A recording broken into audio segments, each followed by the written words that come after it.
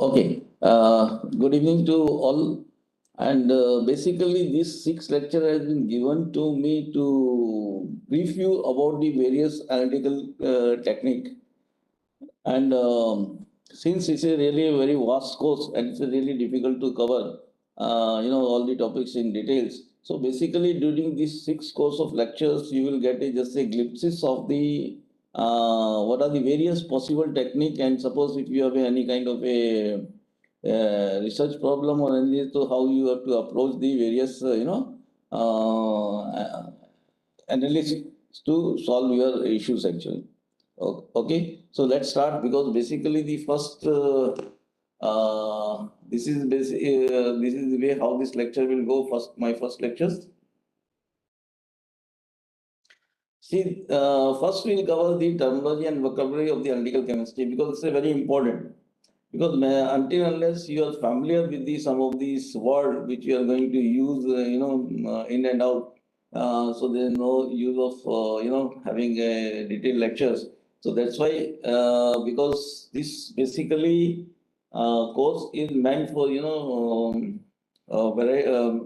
wide various people who are dealing with the various kind of application actually. So it's not necessary for the chemist only. So we want to bring all the people at a certain level so that they can have some understanding of a chemistry part of this lectures. And then after covering this terminology and vocabulary, we'll go this basic overview of the analytical concepts. So it's a very small, very brief description. I will go about the concept of the solutions and concentration and this stoichiometry of the how do you know to write in a balanced equation. And after dealing with all this preliminary thing, then we'll see that how this analytical chemistry progress actually. So we start with the gravimetric method of analysis and what kind of a problem which gravimetric methods are facing. So this has been removed by using this volumetric, titrimetric, and then followed by the redox titration and potentiometry. After finishing this basic concept of the analytical chemistry, then we will go for the sampling. That is the way this lecture will go on. So first is sample. See, basically the material being analyzed is being qualified as a sample. Okay, so whatever the material is there, suppose if you have any metals and alloys are there, and in that particular metal and alloy, you want only suppose some alloy and you want to know the concentration of a nickel and a chromium in that. So that complete material is in a sample, and the nickel and a chromium is an analyte in that. So that is the second was the analyte. The chemical species to be identified or quantified can be a pure substance or one constituent of a multi-component sample. That's what I have given the example of an alloy. And measurand, see the which quantity you are targeting actually, what you are going to measure it in. See, for example, I told you that we are going to measure the concentration of a nickel and a chromium. So how we are going to measure it? We are going to measure this mass. So that's why say in this particular case, mass is a measurand. So measurand in general sense refer to a physical quantity that was or will be subjected to a measurement. It can be a power or a temperature or anything else also, because any of the seven basic SI unit can be as a measurand. Then matrix. Basically, we have taken the example of an alloy which contains nickel and chromium. So except nickel and chromium in that, everything is in the matrix for me. Okay, the constituents of a sample excluding the analyte is termed as a matrix. Then comes the contaminant. Contaminant, a substance, basically a substance which is unintentionally added into that into your sample. So that can be a contaminant may be analyte also. So that's the definition of a contaminant, a substance including the analyte itself that is introduced unintentionally into a sample, and that can be added during the collections or even if you are doing during a synthesis or processing or measurements. So that is the how we define the contaminant. Then comes as the solution. I think most of you, if some of you are chemists, it's very easy for you to understand what is solution is nothing but is a mixture of a solvent and a solute. And the concentration of a solution in generally gives in the grams per liters, milligrams per liter, or a micrograms per liters, that we will understand in the later on power latest slides, the meaning of the ppm and ppb. Then in analytical chemistry, what is most important thing is that is the methodological traceability. The methodological traceability means the measurement result must be related to a reference through a documented and unbroken chain of a calibration, and that tracing back to the SI unit of measurement. See, what are those SI units of measurements? I think most of you, even if you are a physics or a chemistry student, or maybe some engineering students, or you must have read those 7 basic units actually. So whatever the measurement we are doing it, so we have to relate actually to all these 7 units. It can be mass per kilograms, and as far as we are chemists are concerned, so we are mostly concerned with the mass, and that is in kilograms, or otherwise in the also amount of substance in terms of moles. So what do you mean by the methodological traceability? Measurement can be meaningfully compared across different places at different time by different people using different equipment. See, once you have using any kind of a reference material, it means that you are actually doing the methodological traceability. You are choosing the path of methodological traceability, and your measurement results are related to a reference value which has been documented through a unbroken chain of calibrations. And as I told you, say basically fundamental terms in the methodological traceability is the SI unit of measurement, and the International System of Unit or SI defines the 7 units of measures as the basic stats from which all other SI unit can be derived. And the 2 most common unit, as I already told you, for as a chemist, they are the kilograms or a moles.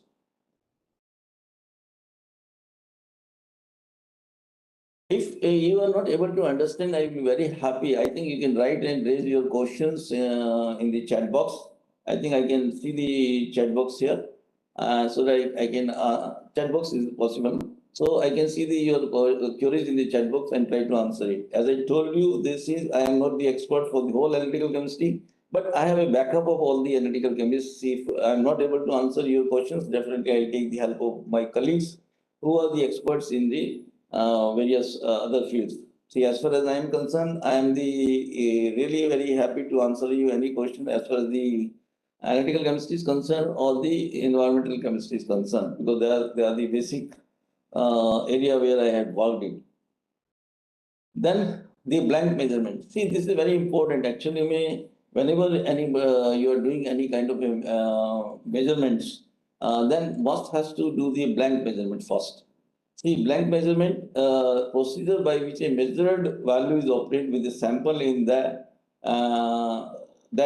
of analyte of interest is intentionally absent. It means that blank measurement is, for example, if you have prepared any kind of a sample in that particular processing, you are intentionally not adding that particular analyte which you are supposed to analyze it. So that's how.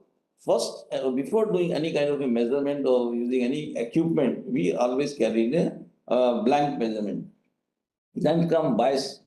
Bias basically, is a relatively a personal error actually, that is related to the analyst itself. And because of that biasing comes because of the various reasons in that thing. So biasing, what is bias? The difference between the expectation of the test result and an accepted reference value. Then comes, we are going to explain you this primary, secondary, and the internal standards. A standard, a substance of a non-composition containing the analyte prepared from a certified reference material. Okay, so it's very important to understand this word of because when the analytical chemistry is there, so you must understand this standard reference material, a certified standard reference material.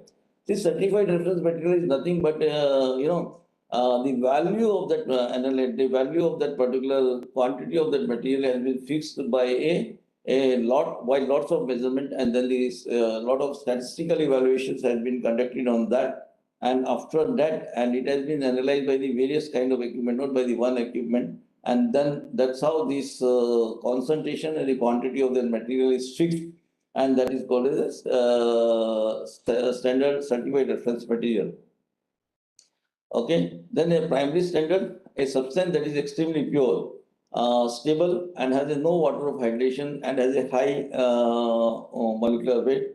Okay, so you may be going through all those, various kind of primary standard, even in your 12th class practicals exam when you have done this practical exam of the chemistry part. Then the secondary standard is prepared with the help of the primary standard. Actually, the quantity and the concentration had been fixed by using the primary standard. And the internal standard, see, whenever you are doing any kind of analysis, if you add a, so for example, I take again an example of a, if you are doing an analysis of a nickel in that particular alloy samples, okay, so you had made a resolutions, and after doing the middle of your measurement, if you add in a additional concentration of the nickel in that, a known amount of concentration of the nickel, that will be termed as a internal standard.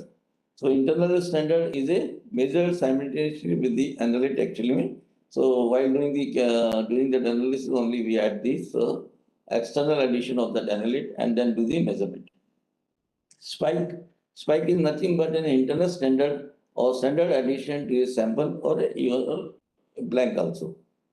Then similarly, we classified as standard addition of a known amount of analyte, that is spike to the sample to provide an internal calibration to the instrument actually. So this is standard addition we generally do for the carrying out the internal addition to the measurement. See, once as these lectures will pass on, you will understand. See, any of the measurement which has to be carried by the instrumentation, you have to do the calibration actually, because that instrument will not understand what you are measuring it. So you have to qualify that particular reading, but whether it's the intensity, absorbance, or anything is coming, is for the what kind of analyte and at what concentration you are getting it.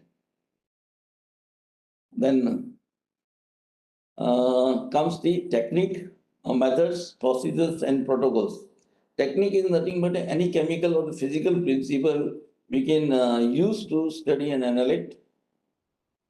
And then methods, application of a technique for a specific analyte in a specific matrix with a logical sequence of operation, generally described and used for performance of a measurement.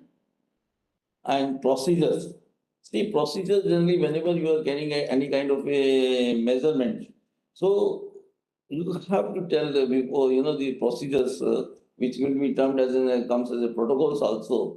And it will start not only for the analysis, it will involve the how you are going to obtain the sample and how you are going to handle these samples and the various kind of interferences. So procedure is nothing but a set of a written direction telling us how to apply a method to a particular sample, including information on obtaining sample. See, this is very important to understand, including information on obtaining sample, handling interference, various kind of interference actually, what will be probable interference will come during the course of analysis, and then validating your results actually. See, once you get a result, you must have to validate it.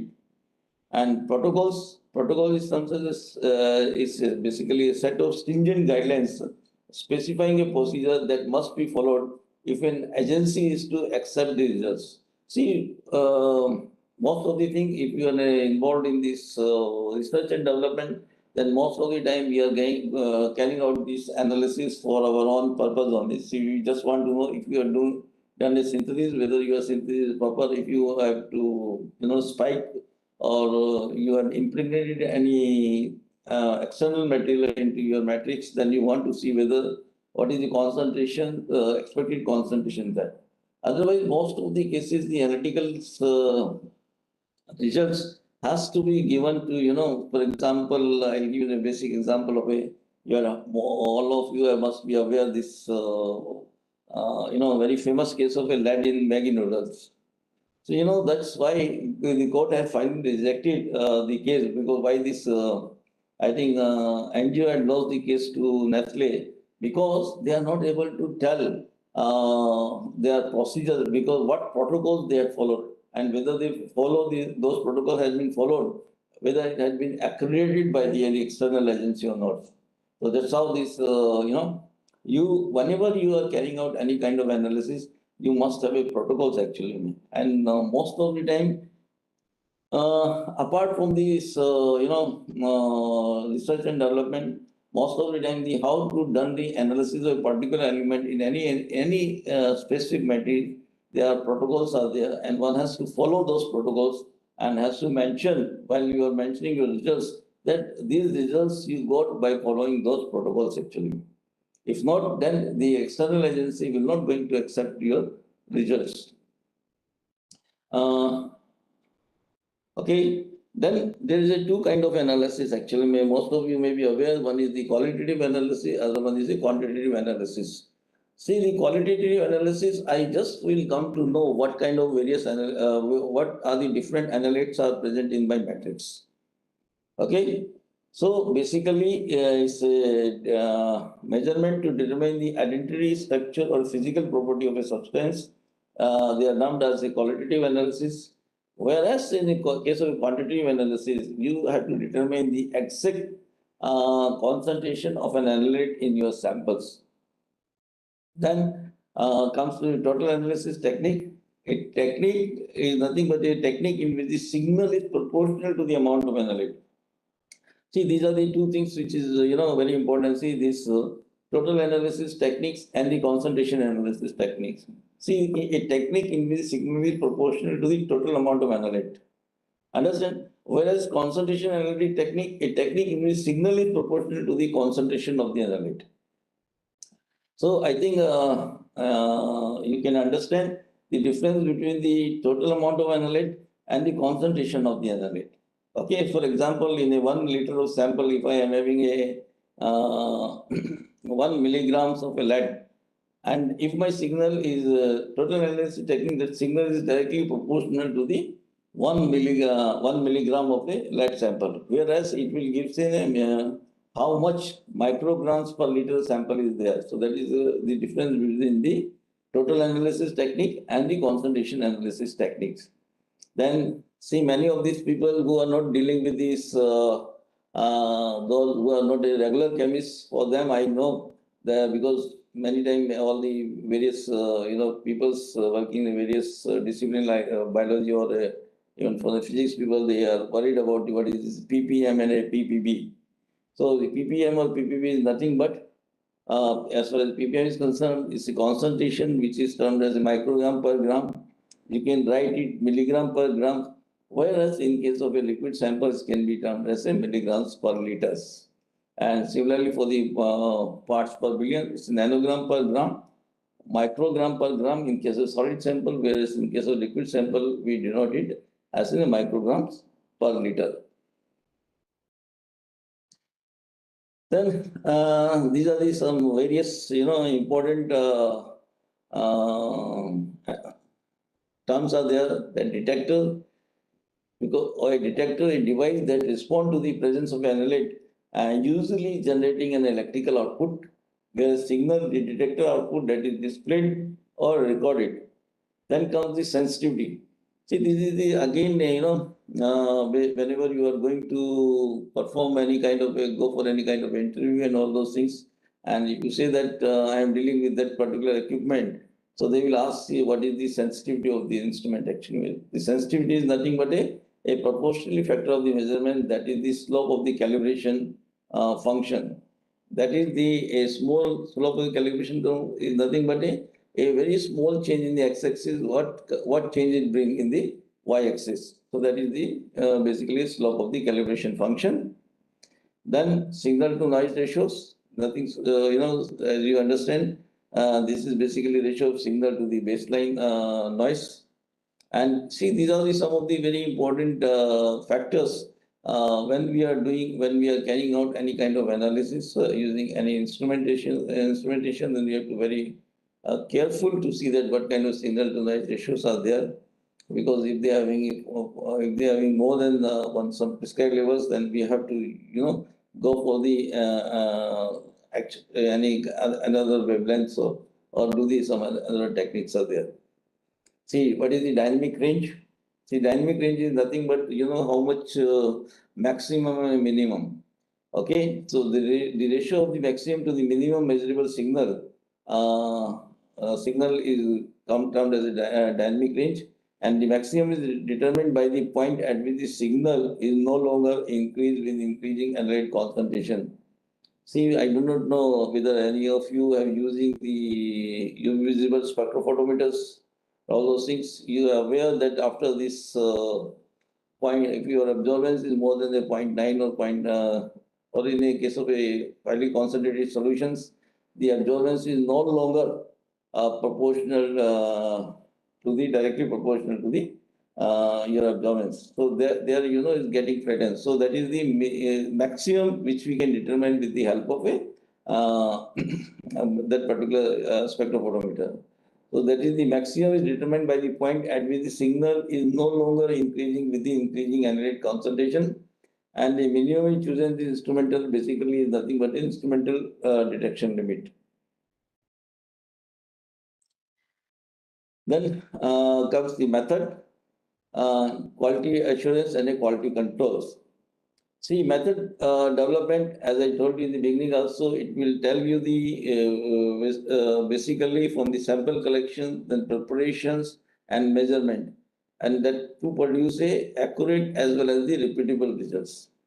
See, once your results are repeatable or you are having a good reproducibility, it doesn't mean that your results are accurate are there, because you are very precise but may not be accurate. So there is various reasons are there that until unless you compare your that particular method by using the standard reference material, or maybe if you don't have the standard reference material, in that case you can use your in-house reference material to see that whatever the procedure or method you have developed it giving you the correct values or not. Then method validations. Performing control experiment to verify the accuracy, sensitivity, specificity, and reproducibility of the test method, whatever is prescribed to you, or you are opting out in your laboratory. The quality assurance, auditing of a method and a procedure to ensure accurate results. So this is, there is a lot of confusion whenever you say what is the meaning of quality assurance. Quality assurance is nothing but auditing of method and procedure to ensure accurate result. Now you see that quality control. Quality control, it includes the procedure of instrument calibration and method validation to produce the accurate results. So that is that's why, always whenever you carrying out the analysis, this general question had been asked whether you had been performed the quality assurance and quality control on your sample which has been, for which the results you are submitted to the authorities. Again, the protocol is nothing but a set of, again, a stringent written guidelines specifying an exact procedure that must be followed before an agency will accept the results of analysis. And protocol contain explicit instruction regarding how you are obtain the internal external quality assurance and a quality control. And the goal of the quality assurance and quality control to ensure that laboratory work is both accurate and precise. And see, this is again is a very important one. When I see there is a two kind of a quality assurance and quality control. One is the internal. So basically that is done by the internal auditor. See, for example, for each analytical laboratory, there is an internal auditor is there. So that's we call as internal quality assurance and quality control. When a third person, see that belongs to your laboratory because there are agencies are there. For example, in India, this is a National Accreditation Board Limited, NABL, is an agency which accredited various analytical laboratories, not only analytical laboratories, even your this all this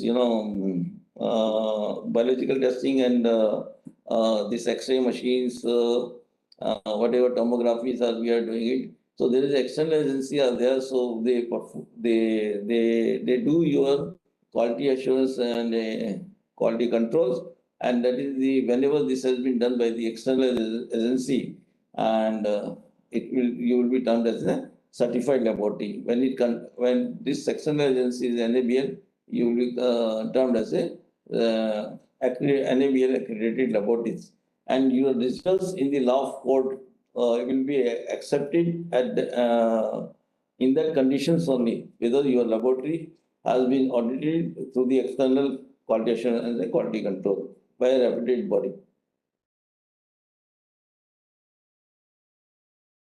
Then see, these are again the blanks. Actually, there is a method blank. Method blank nothing but a process blank. See, process blank we take both the standard and the sample because both the measurement standard and the sample has been done separately. So you have and the combine of those blank will give you the process blank. And whereas the instrumental blank, see, whenever you are carrying out any kind of analysis by using the instrument, whether any particular wavelength or this one. So at that particular wavelength, there is a certain kind of, count, so intensity will be there.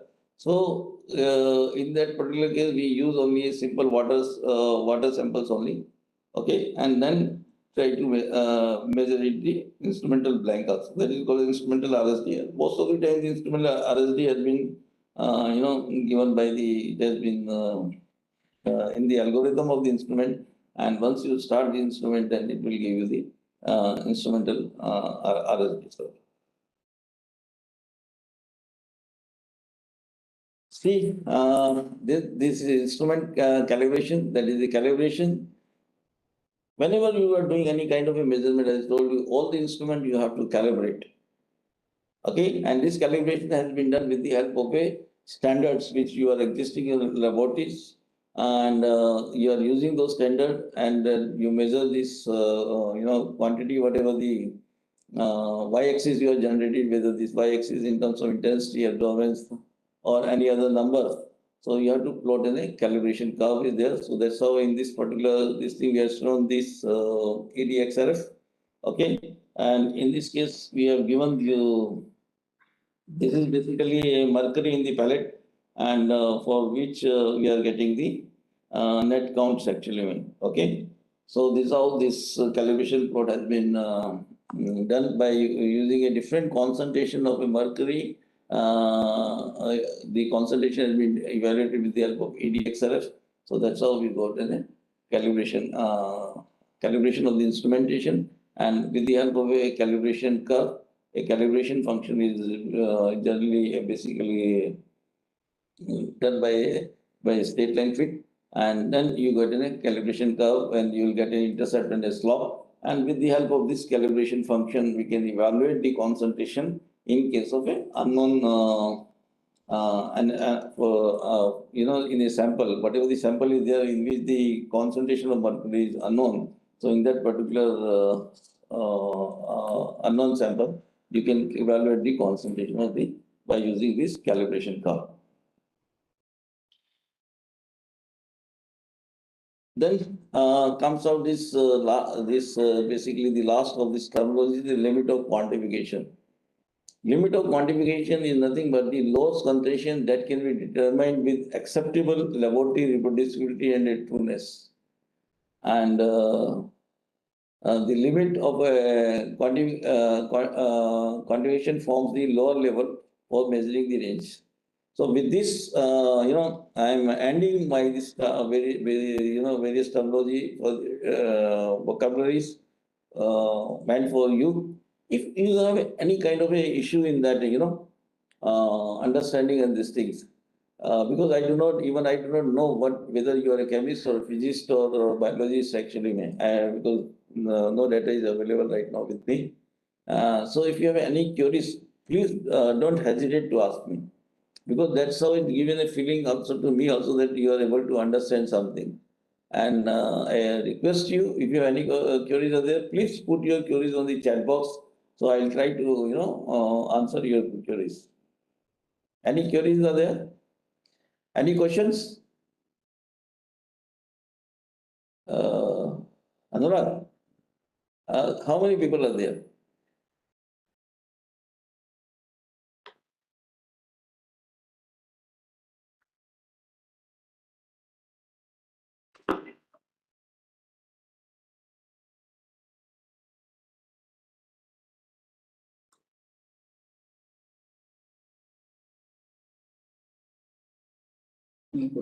No queries are there. How many people are there? 7 people are there. Okay, so I again, requesting you, if you have any kind of queries are there, because, this 6 course, at least whenever you generate any kind of a sample, you know what to approach, and whenever any result is submitted to you, what kind of a question to be asked from the analyst, so that, you will come to know that you are giving you are giving some excellent results, or your results are, your concentration are exactly being measured. So that's how, this is the main aim of teaching you analytical chemistry, the 6th lecture on the analytical chemistry. So now comes to the question, what is the analytical chemistry? I don't know how many people of you can define this terminology of analytical chemistry. Analytical chemistry is nothing but the study which involves separations, identifications, quantifications of the chemical component. That chemical component may be of a natural or an artificial material. Understand? So what is involved in? Basically, see, generally we take the sample collection as, but generally sample collection is done by the, if you are involved in the environmental chemistry only, then only mostly you deal with the sample collection also. But sample collection is also very important part of the analytical chemistry, because, most of the cases, the what the analytical chemistry received a sample which he received in the laboratory, and the person who is submitting the sample to him, he just want to know the what is the particular element of interest in that. So to bring out that element of interest, what he has to do the separation, then he has to identify, then he has to do the qualitative analysis, and then do the quantitative analysis, that the quantification of that particular that analyte, whatever you are targeting it. So the how these various analytical techniques are there, and how they are classified it. So some of these are called as the absolute methods. All the analytical technique basically classified into 3 methods actually. One is the absolute method, second is the relative methods, and third one is a comparative method. Now we'll see one by one what is the advantage and what are the pros and cons of these methods are there. See, once you say the absolute method is basically it does not need, absolute means what? See, absolute means it does not need any kind of a reference materials. See, they are on their own. They are complete to bring out the analysis. Okay, so it does not depend on the secondary system to give you the concentration. So that's the meaning of the absolute method. Since they depend on their own, so definitely in there the uncertainty is also less. So there's the RSD is also in the range of a 0.1 to 1% only. So if you are having less than 1%, if you want in some material RSD less than 1%, then it means that you have to follow the absolute method. For example, now the determination of sulfate in a solution, that can be done by adding a barium chloride, and determination of calcium using a titration with using a CDT solutions, that is also comes under this absolute method. And what are the features of this absolute method? Concentration can be computed directly from stoichiometry. As I told you, they are not depending on the others for giving you the quantifications. And no CRM is required, no certified reference material is required, no calibration with a standard method is needed in this thing. For example, the classical method of a grammetry, volumetry, instrumental techniques like coulometry and IDMS. IDMS nothing but the isotope dilution mass spectrometries are termed as absolute methods. Okay, and then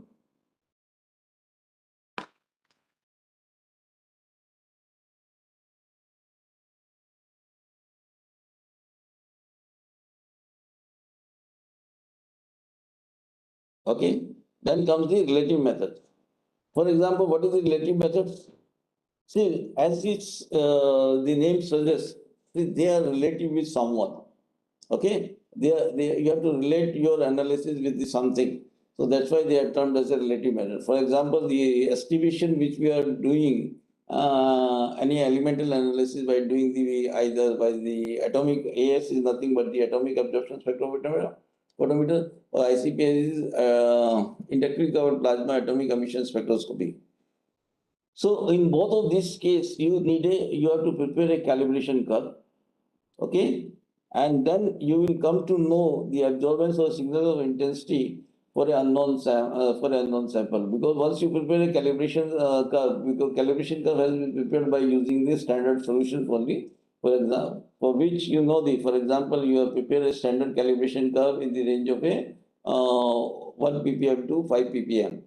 So you will come to know that the absorbance or signal of intensity is for 1 ppm, 2 ppm, and 3 ppm. So that's how you prepare a calibration curve.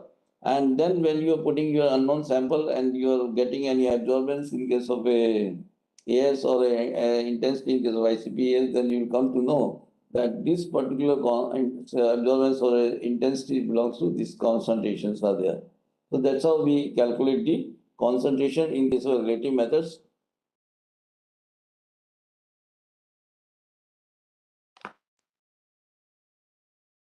अनुराग, इसका फॉक्सिंग थोड़ा बिगड़ गया.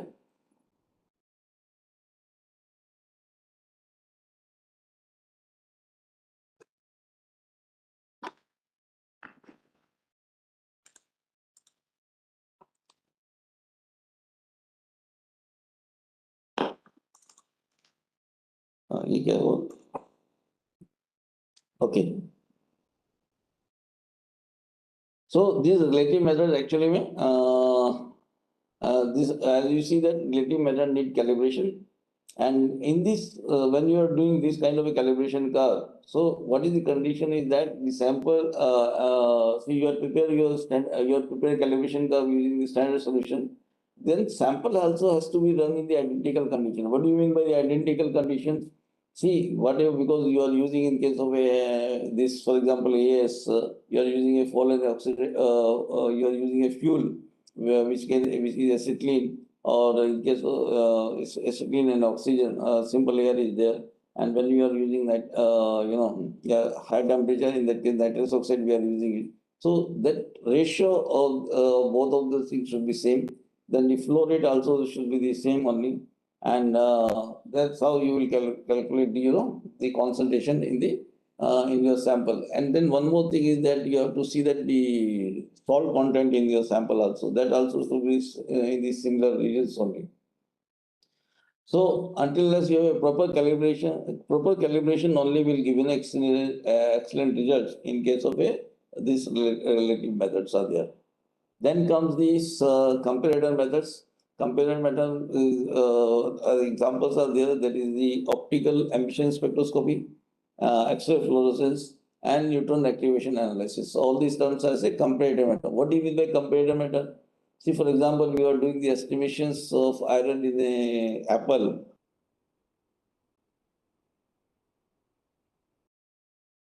Instrument with the standard of appropriate natures. Means that if you are doing a iron in apples, so you have to take some vegetable samples only. If you are doing a cobalt in steel sample, so you have to take some alloys only, so alloy samples only, and then make and to calibrate the equipments only. Means that the different iron concentration in the vegetation sample, different cobalt concentration in the steel sample. So to prepare to calibrate the instrument, and then introduce and measure the signal for that particular samples, and concentration, calculate the concentration with respect to analyte in the standard used. So these are the requirements. See, what are the conditions of those things? You should have a matrix matching is essential. As I told you, if you are doing the iron in the apple, so you must have a similar matrix. Matrix means you should have a vegetation matrix only, where the different kind of iron concentration is there. Whereas in case of a alloy samples, cobalt is alloy samples, steel samples, you should have a one must have a steel sample only, that is a different concentration of a cobalt is there, and the alloys or metallic materials are there. So that's how your matrix matching is essential. And experimental condition should be identical both for the sample and standards are there. It means the thickness, the size, and various kind of whatever the we are using the various instrumental parameters are there. They also have to maintain in a similar fashions. And the sample concentration should be bracketed by the standards only. This okay. Then see selecting an analytical methods. See what are the things which one has to look when, for example, iron in the apple samples. The iron in the apple sample can be done by the various technique actually. You can use the spectrophotometer, you can use the XRF, you can use the ICP-OS, you can use the ICP-MS, and even you can do a simple by doing the gravimetry methods also.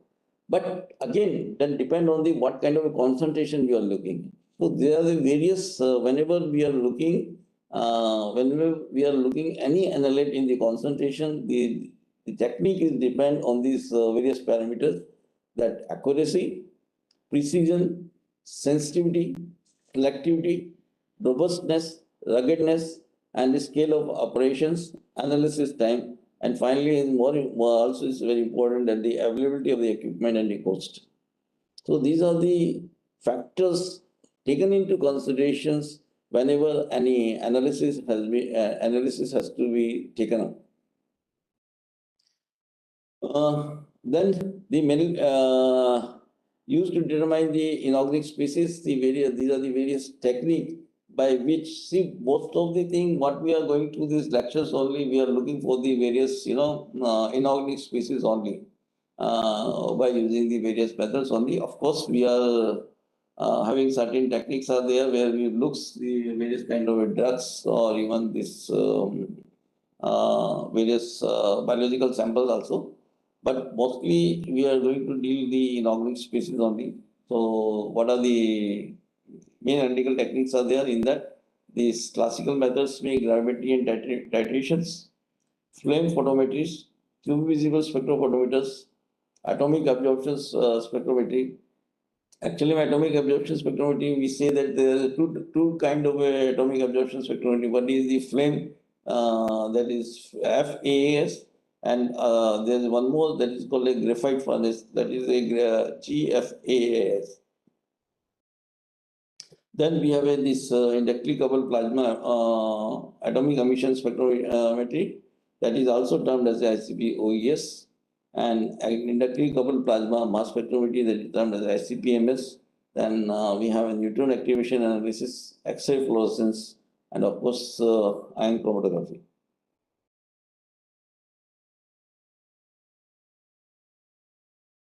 See, before going further, I don't know, this is, basically very preliminary, 2 or 3 PowerPoints are there. But basically for the benefit of the people who belongs to the physics background, actually. So generally solutions to stoichiometry and chemical analysis, I think all of us had gone through in the 9th to 12th class syllabus, 9th standard to 12th class syllabus. So what is the solutions to stoichiometry? If, for example, if there is you have a solution and you know what kind of a elements are there, what solution consists of what actually. Okay, so we know the identity of certain compound in the solution, but not its concentration. See, you know the identity of the compound, but not its concentration. Then if we also know that if that compound react rapidly and completely with another reactant, then it may be possible to use this reaction to find out the concentration of that particular compound in that solutions. So that is termed as a titration actually. So these are all things we do, the acid-base titration, redox titrations. So in the titration, a carefully measured volume of a solution of a non-concentration, and that will be termed as a titrant, is added to a measured volume of solution containing a compound whose concentration to be determined. And the reaction used in the titration can be acid-base reactions, a precipitation reactions, or a oxidation reduction reactions. You will see in some brief what is all those meaning actually. And in all cases, the reaction chosen for the analysis must be fast, complete, and specific. that is the only the compound of interest should react with the titrant, and the equivalence point is the stoichiometric amount of titrant has been added, and the amount required to react completely with the unknown. This is how, the solutions, one is the reactant and the other is product. It's very, elementary, but I think that for the sake of my colleagues from the physics background, they must be aware, and or they may be, bring their old memories back into this thing. So that's how the solution stoichiometry has been written. And generally, this is the anatomy of a chemical equations are there. So in this, particularly you have to remember the state of the reactant and products are written in the parentheses. For example, these are the parentheses. The state is written that both are the gases, so that's why it's G. If it is solid, then it will be there as an S are there. So the state of the reactant and products are written in the parentheses to the right of each compound, and coefficient are inserted. These are the coefficients. These are the coefficients we insert basically to balance the equations. Okay. So I think this you might have read very preliminary classes. So just to bring back your memories. So this I included this two PowerPoints to know how to stoichiometry calculation and balance the equations are there actually. Then again, coming back, now we'll go, now we are progressing, the progress of the analytical chemistries are there. So we start with the gravimetry, how the gravimetry, then we face some problem in the gravimetric methods, how this problem had been, rectified from whatever the problem we have first in the gravimetric method, this problem we have rectified by using the volumetric methods. And further, these volumetric methods have been, further refined to use the the calorimetric methods, and then finally we come to the various spectroscopic methods are there. See, what are the main characteristics of the absolute methods are there? As I already informed you, that's the bias or whatever the errors are there, it should be less than within the less than 1%. See, basically in the range of 0.5 to 1% RSD, and if you are an analytical chemist, you will understand how difficult, to maintain is a 1% RSD actually. It's a really very tough job, and it's only possible when we are using these absolute method or gravimetric methods or others, as I told you, the iodometries or these isotope dilutions methods only. We are having a RSD less than a 1% are there. Then, in this case, because it does not involve any kind of a sampling, no sampling errors are there. And as these, they are free from the matrix effects also there, because their complete system is involved in that particular analysis. So there is no matrix effect is there. And this classical method of gravimetry and volumetry satisfy all these criteria, as I already told you. And they are, however, not free from errors or interferences, as we see that what kind of interference are there. And most important thing is that for this, these other method, anybody can use it. But until unless to use this absolute method, you must have a basic understanding of the chemistry, because these reactions, this is based on certain reactions are there. So that's why a good knowledge of chemistry is essential to make them specific, sensitive, and reasonably fast. And there are certain examples of these gravimetric methods are there. The estimation of chloride, as you maybe, might have, some of you might have done it also. Reaction with the silver nitrate that form a silver chloride. Silver chloride is nothing but precipitates are there, which you can, collect it and weigh it, and then you will calculate the concentration of the silver in that. Then phosphate by reaction with the ammonium bolubrate. Similarly, nickel by the dimethyl glycine. And rare earths, various rare earth estimation has been done by their oxalate precipitations are there. And in case of uranium, which can be analyzed as a uranium oxides. See, now we see that what are the various factors which affects gravimetry. Actually, gravimetry is nothing but is based on the solubility products. See, the precipitation occurs whenever you have the concentration is more than the solubility products are there. So the precipitation is obtained when the KSP is exceeded and this KSP is exceeded by varying the concentration, that is by increasing the ligand concentration, for example barium sulfate, and increasing the free ligand concentration by increasing the pH. Can be done by using the free ligand concentration can be increased by changing the pH also. So these are the various methods are there by which we can do the analysis of potassium, magnesium, calcium, barium, and then titanium, vanadium, chromium, manganese, iron, cobalt, nickel, copper, zinc, cerium, aluminum, tin, lead, ammonia, and chloride ion. So these are the various analytes which can be measured. These are the various precipitates are there, and these are the measured forms are there. And of course, there are certain kind of interferences are there. So which you will come to know until you have a sound understanding the chemistry. You have to know this interference and how to overcome these interferences.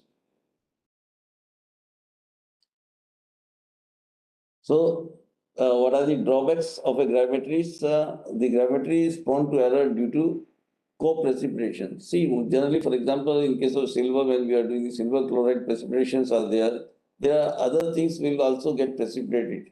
So once the others unwanted thing get precipitated, that's we call say co-precipitation. And how to you should have a good understanding of chemistry. Then only you can mask those those element to get co-precipitated. So generally the error comes to the gravity due to the co-precipitation, sometimes incomplete precipitations, and then there are certain losses. Because once you got any kind of precipitation, you have to wash it and then drying it. So there are certain kind of losses are there, so which can be occurred during this washing and drying. And what are the others errors are other issues are there?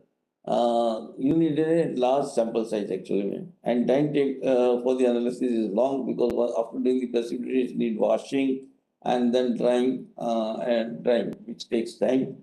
For example, if I have to do the estimation of the iron, I can just dissolve the sample and get it done by using simple by AS actually. But in case of gravimetric method, I have to wait, I have to do all those things to get the final results.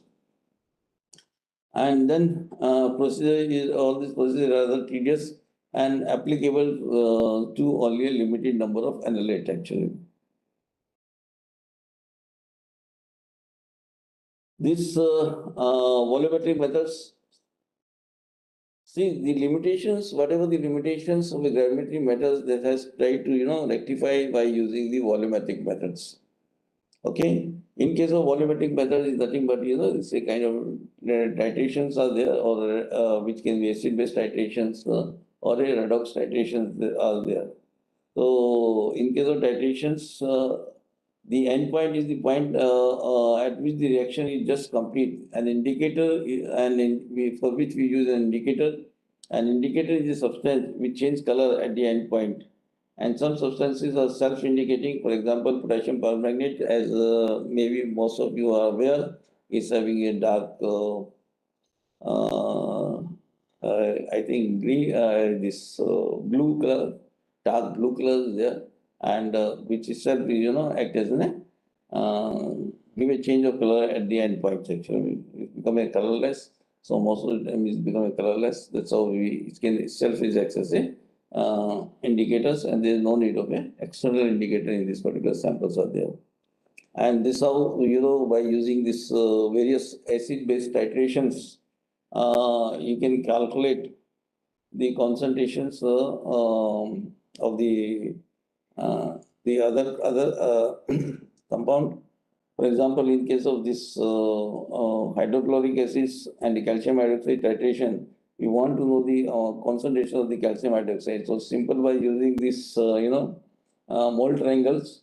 See what we get it, this is basically a simple problem is given where the about the 25 cubic centimeter of 0.5 mole of hydrochloric acid was neutralized by the 38 cubic meter of a calcium hydroxide. So what is the concentration of this alkali with calcium hydroxide there? So generally you can use these simple normality equation also N1 V1 and 2 V2, and or you can use this mole triangle to calculate the number of moles of a calcium hydroxide used to for the neutralization of the HCl actually. 2 moles of HCl. And then comes this redox titration. See, redox titration involves the solution of a reducing and oxidizing agents, basically, and the volume of a reactant and the solution required to complete the reaction is determined by titration. And in a redox titration, precisely enough electrons have been removed to oxidize all the reducing agent. And there are certain example of this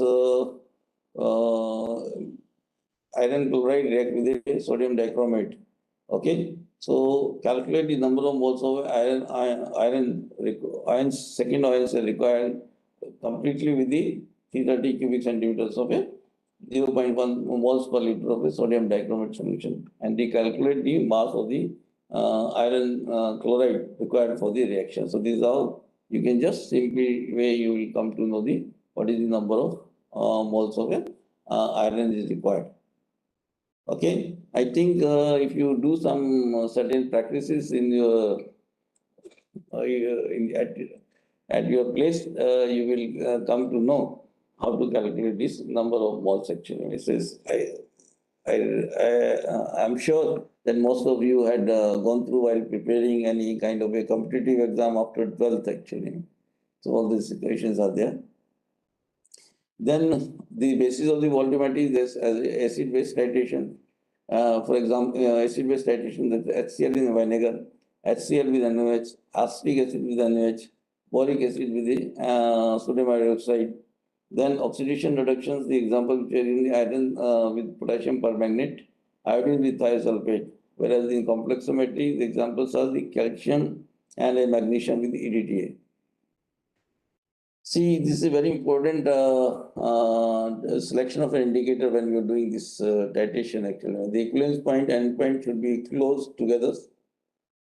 I hope you can understand what is the difference between the equivalence point and the equal mole ratio of this thing, and when the endpoint is when any kind of a color change are there, they should be very close.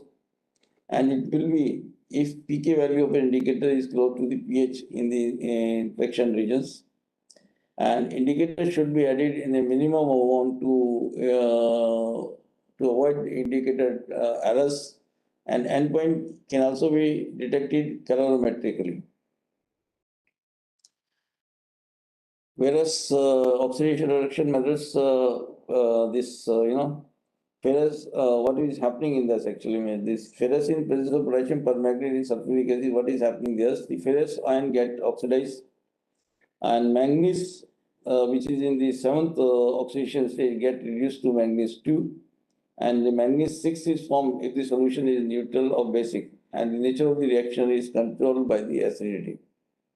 Whereas in case of hydrometry, using sodium thiosulfate as a titrant and a starch as indicators, in case of hydrometry, and estimation of a copper in alloys or in complex of copper or iron with oxalate. See, there are the certain, basic example of a oxidation reduction methods are there. Okay, in case of a complexometry titration, the complexes of EDT have a high stability constant, as you all aware, and because since they form 1:1 complex, and in this particular case, the calculation and simples and the control of pH, this selectively we bring into this particular reaction by controlling the pH. And there is a strong relation between the log K of a complex and pH need for the titration. And the stability constant depend on the ionic potential of metal ions, and stability is high for the highly charged ions as usual. And iron and thorium, for example, in case of iron and thorium can be titrated at low pH, and nickel and copper at a pH 6. and calcium at a pH 10. See, these are the certain features of this EDT titration. EDT is a primary standard available in a pure form and a high molecular mass. Always form 1:1 complexes. Control of pH make method selective, and good metallochromic indicators are available. EDT reactions are sometimes slow, but still there are advantages actually. For example, aluminum, chromium, and indium. And in this particular case, what we do, certain heating is to be provided to accelerate the reactions, and indirect titration is a good option, and kinetic masking can be used. See, then comes this calorimetric methods. This calorimetric methods, as this term says, because they are detected by the change in color. And in these calorimetric methods, we can use the instrumentation also. Now various color measuring instruments are available in the market, so we can use those instrumentation for carrying out the calorimetric methods actually. See, iron with thiocyanate give a red blood red color, whether the ammonia with the natural reagent and nitrate with digestion and coupling to form a dyes actually. And advantage of this thing is that generally they are very selective and even applicable for the low concentrations. And compared to these redox citations and even for the acid-base citation, their procedure is relatively simple actually.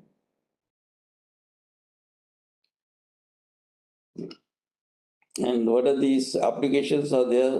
By using this calorimetric method, we can evaluate the concentration of lead in water, hemoglobin in waters, glucose in blood samples, nitrate, manganese, and iron, etc. in water samples.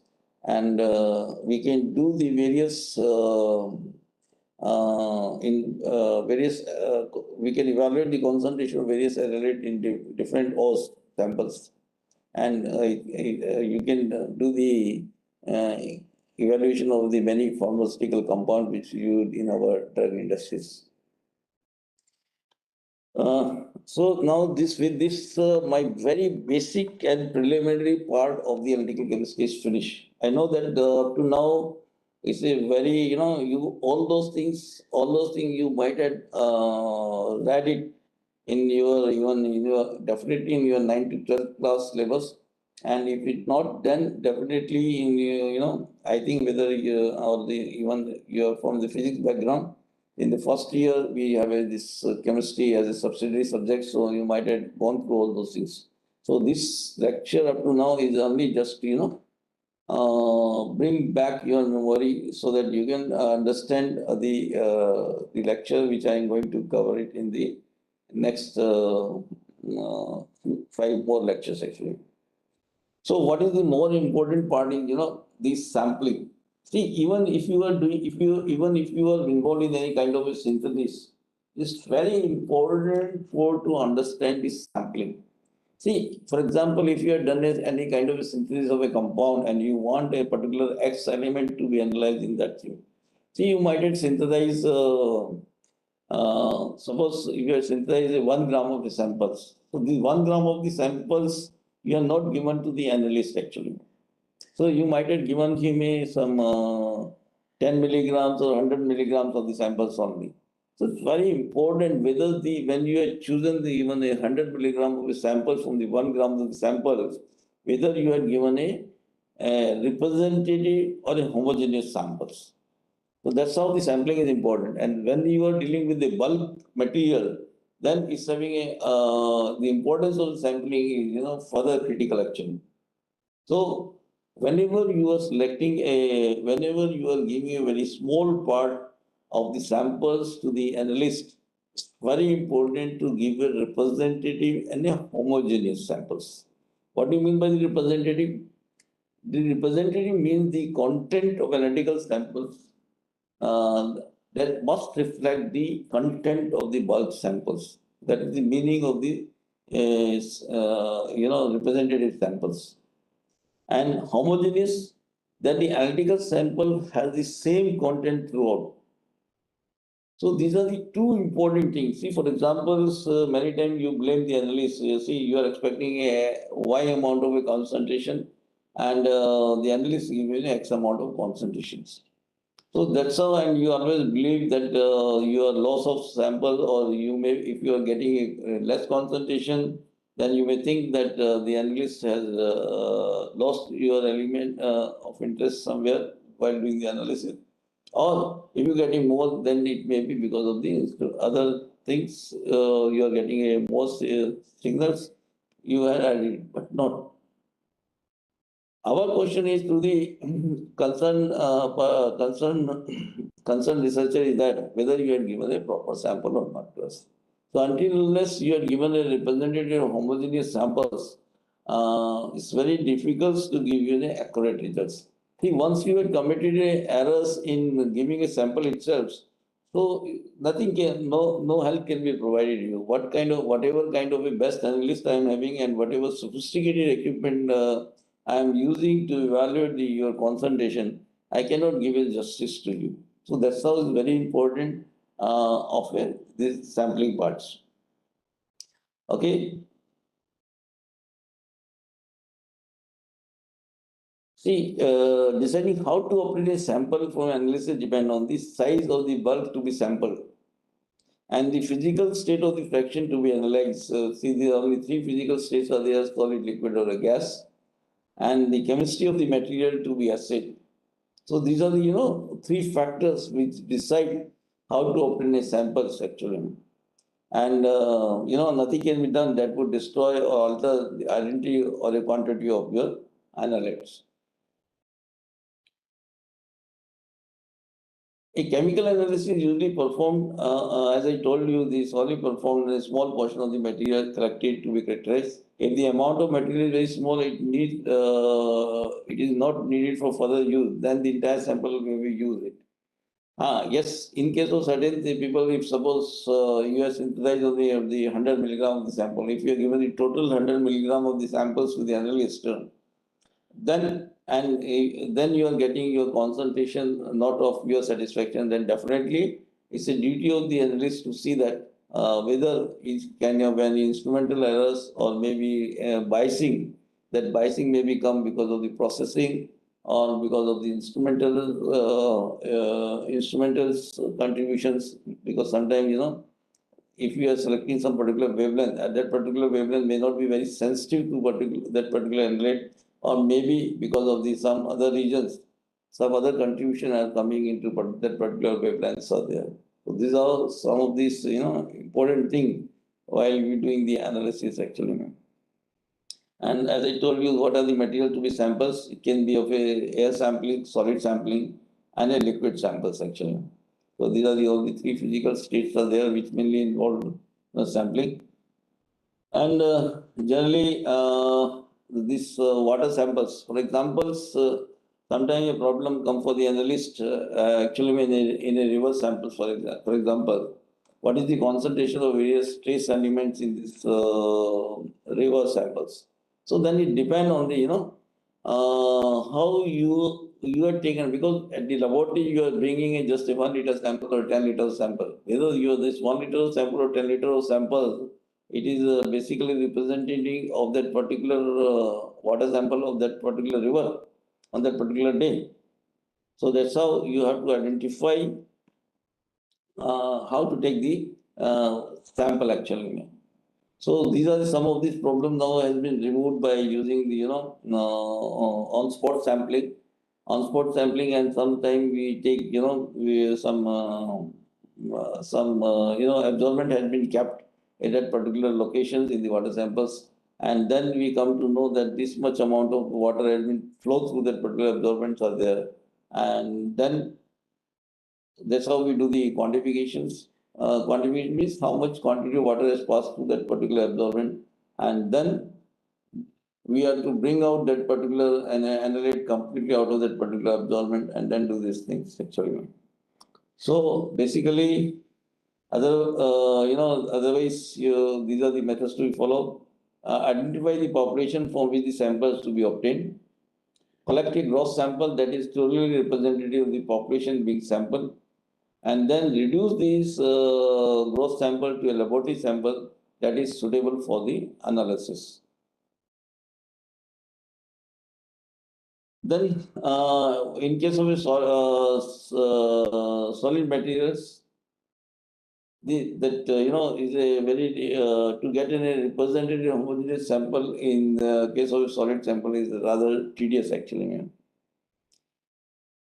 because the homogeneity of the materials make the sampling of the solid more difficult.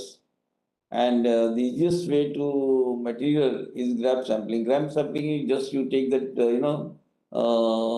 collect the sample at a one stage only. Because the sample is taken as random and we assume it actually is a representative samples, because that sample, whatever the graph sample means, I have taken a 1 kg of the samples out of 100 kg. So I assume that this random sample, which is out of this 100 kg material, I have taken the 1 kg of the material.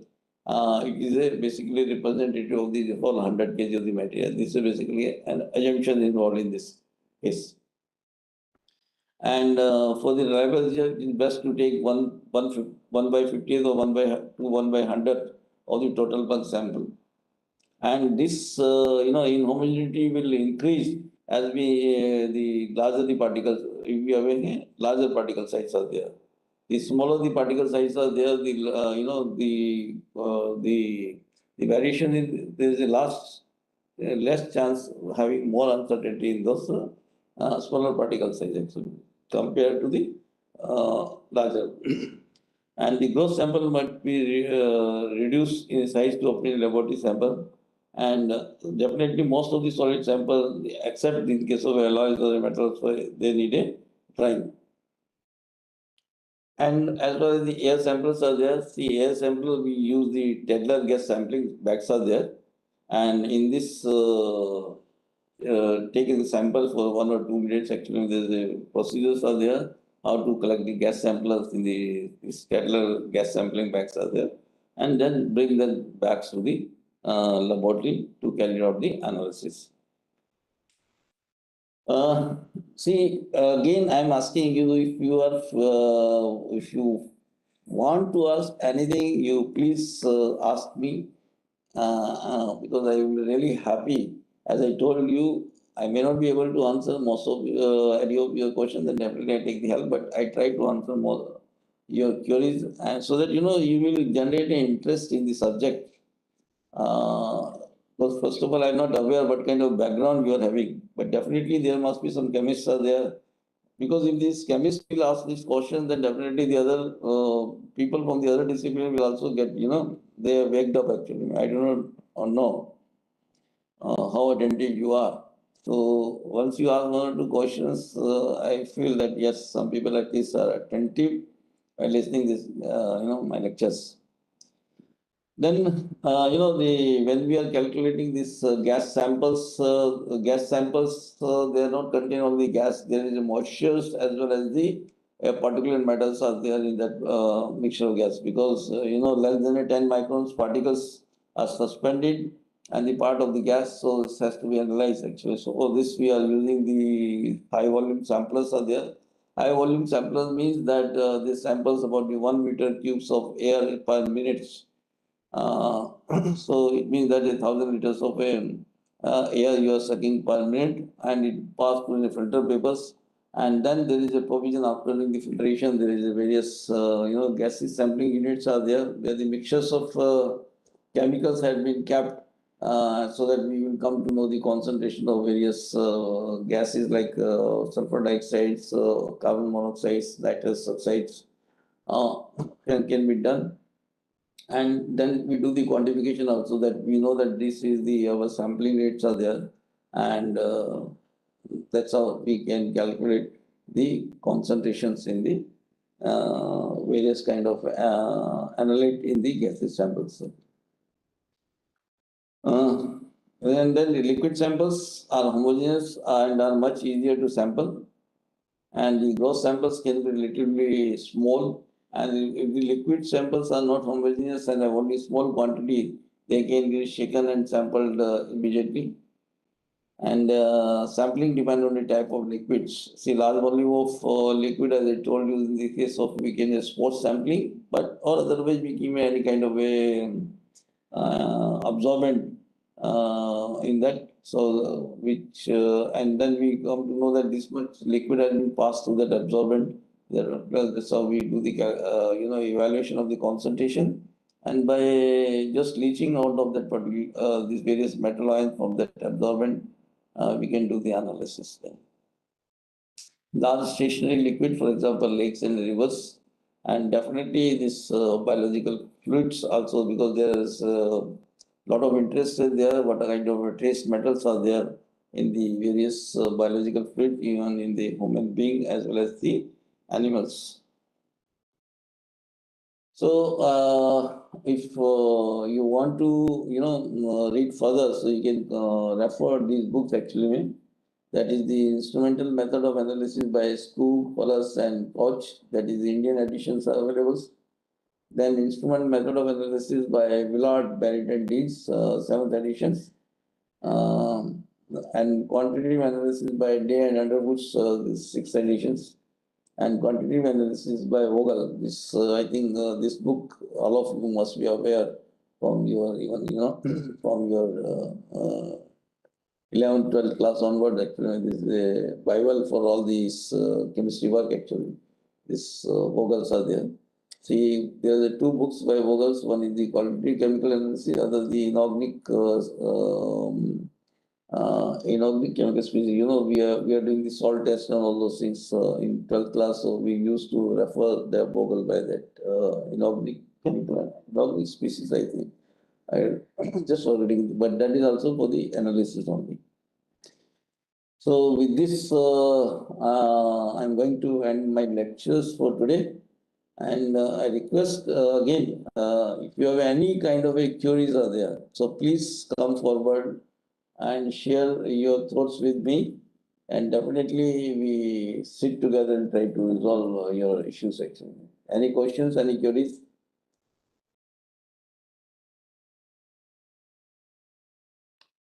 ये कुछ question तो है बस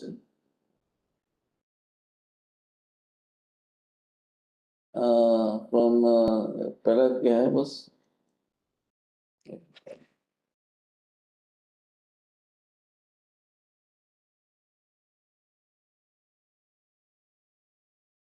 एक ही question है sir please explain the difference in terms of see basically this only ना SR RM SRM NCR और कुछ नहीं है ना और कुछ है ऊपर नहीं ना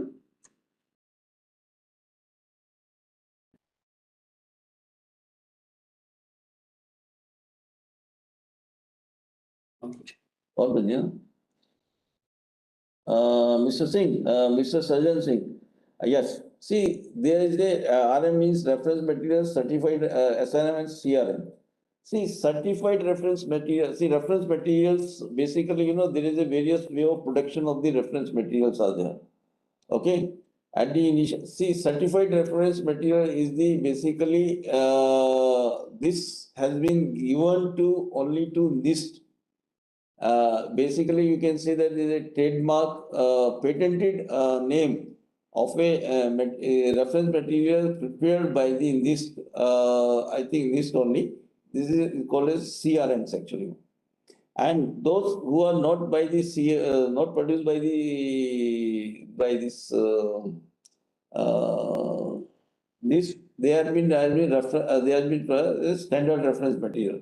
Okay. So basically, and the reference materials. So basically, the difference between the reference materials, SRM and CRM is nothing but is depend on your capability actually. Man. The organization which is more capable or the material prepared by the main agency has been certified as they have been termed as a certified reference material.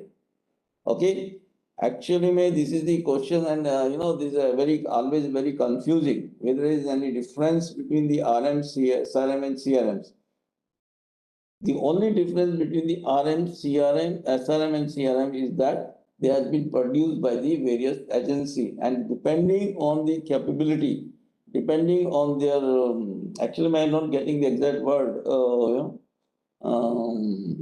their authenticity or their basically capability. See, CRMs means basically this particular, those who are producing CRMs, they had been certified by the international agency. So there has been, they have been a very good external quality assurance and quality control. Okay, and then comes the SRM, which is not by the second rankers are there, and the third ranker is called as a reference material. This is the only difference.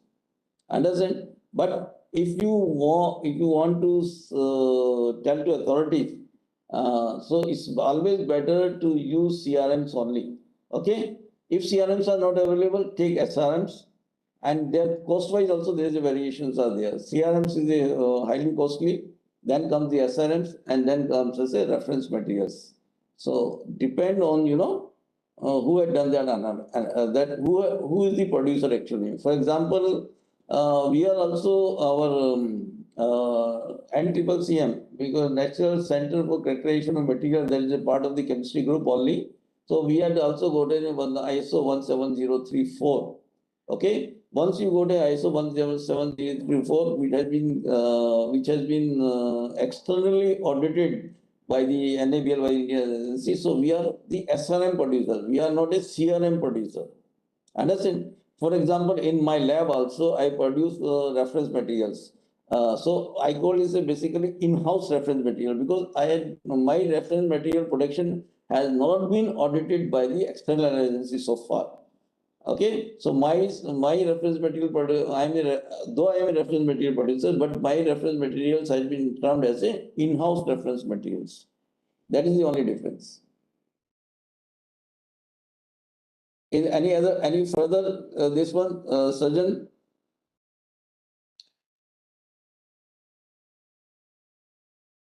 Okay, they are the standard solution. They are not the standard solutions. Okay, so whatever the standard, because this is very clearly written. This is a standard solution for the ICP. This is a standard solution for the ion chromatography. But in the I am a auditor also for the NABL. We very clearly say they are not the reference material. They are the standard solutions. Okay, though it is written on that bottle, this particular standard has been traced to that particular niche samples. No, so they are not been. It doesn't mean they have been authorized as a reference material, either reference material or CRMs, or even as certified reference CRMs or SRM.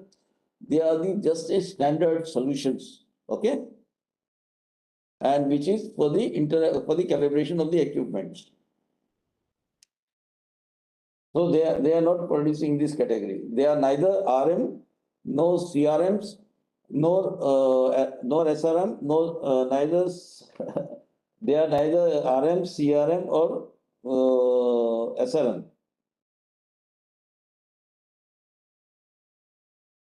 They are just a standard solution. Anybody else? Sajjan, any other questions?